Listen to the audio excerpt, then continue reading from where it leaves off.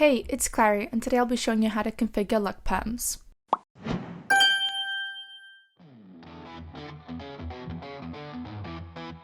Firstly, we're going to go ahead and install the plugin itself. To do so, all you have to do is head to your server and into your service. From there, head into plugins, browse, and then you'll see LuckPerms on the front page. Simply press install latest and our panel will install this for you easily. All you have to do then is restart the server for the changes to take effect. If for some reason you'd prefer to install the plugin manually though, you can do so by heading to the plugin's official download page and downloading it there. You can then drag it into the files plugin section of your server and restart the server as well. Lastly, you have to make yourself an operator by heading to the operators tab and then entering your username. This is required for the next few steps.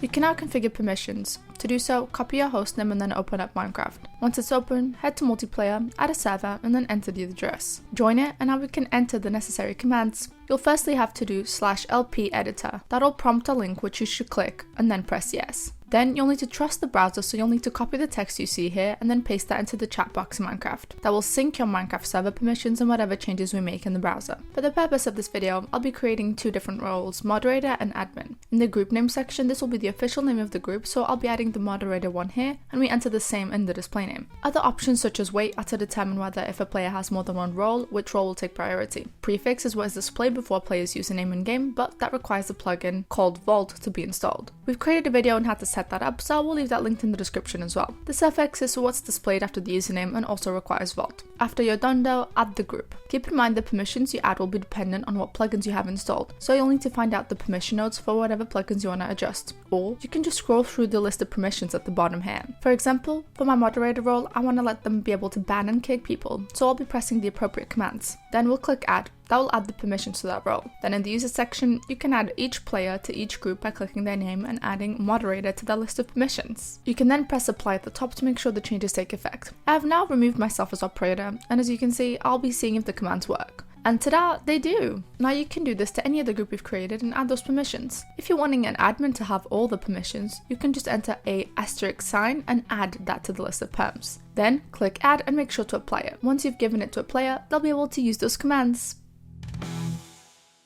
I hope I was able to assist you in setting up your server. If you have any further questions, please leave a comment down below or contact our support. Bye guys!